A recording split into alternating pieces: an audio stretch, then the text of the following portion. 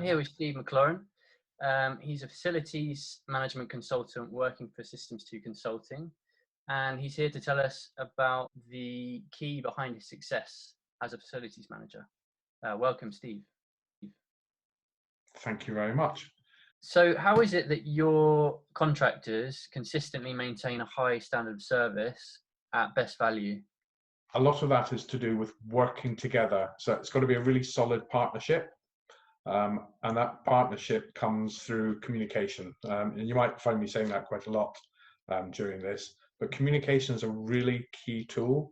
Have regular structured monthly meetings with your supplier, and make sure that you are keeping on top of them and that they are consistently delivering a quality service for you. And that way both parties win. If a supplier is left to do to their own devices and nobody is managing them from the client's side, then why would that happen? Surely it's not that complicated. Surely, you write a scope of work, you go out to tender, and you choose the contractor that offers the best price. Not always. Best price depends on what you mean by that. Best value is actually what you're looking for.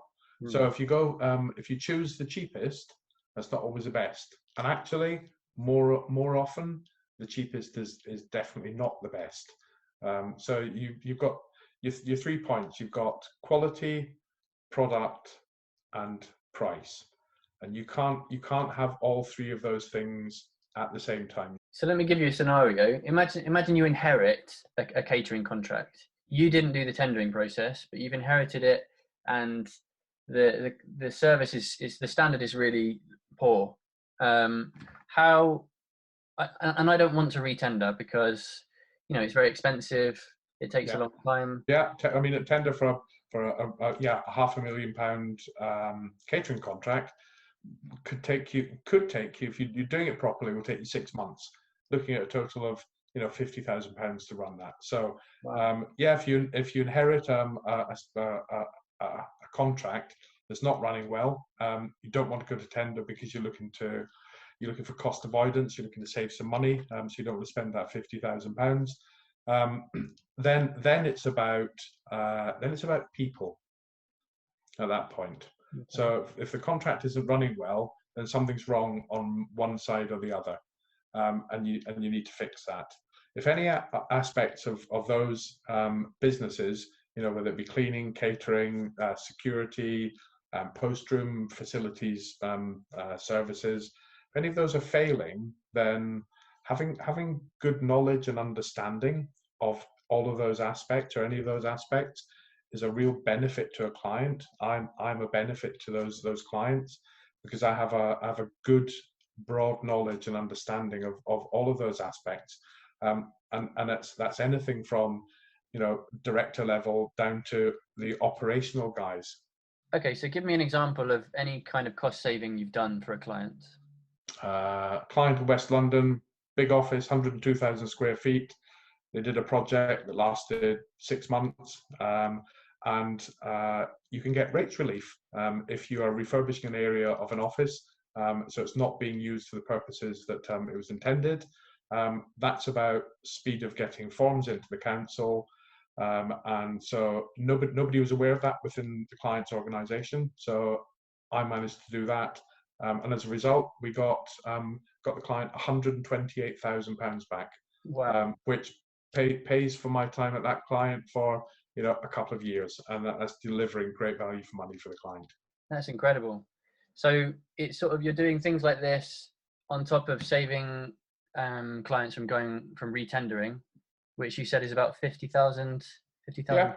Yeah. So if you want to avoid going to tender, then you can also benchmark. So if a supplier has been with a client for 5 years and there's a great relationship there and things are going well, and you don't want to go to tender, but you need to make sure that you're getting best value for money, then you can do almost like a cut price tender. So you go out to the market and you ask for people to submit tenders based upon the contract you have with your supplier. And you can do that without involving 4 or 5 key stakeholders, without getting people in for presentations, going out to site visits, etc. And that's more of a pricing exercise, and it allows the supplier to just sharpen their pencil, and it just keeps everybody on their toes. So again, it's back to make sure they're delivering great quality and a great service, but at the right price. As I say, cheapest is not always best, but you want best value for money. Fantastic. Thanks so much for your time, Steve.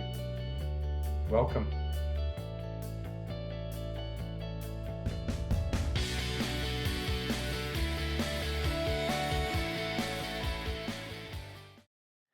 Okay, so that was Steve Maclaurin on how to be a successful facilities management consultant. We've got good communication, so regular meetings, build relationships, and help your contractors where necessary. Cheapest price doesn't necessarily mean best value. So if the contractor can't make a profit, for example, standards are naturally going to slip. It's not always necessary to go out to tender, so explore your options. Steve mentioned benchmarking or even a cut price tender. Then we've got contract review, keep it balanced so both sides benefit and avoid problems later. And then cost saving. Basically follow these steps and you'll save your clients hundreds of thousands of pounds per year. I hope you found this video interesting and useful. If you'd like to know more about Systems2, you can follow them on www.s2-c.com. Thanks for listening, and we'll see you soon.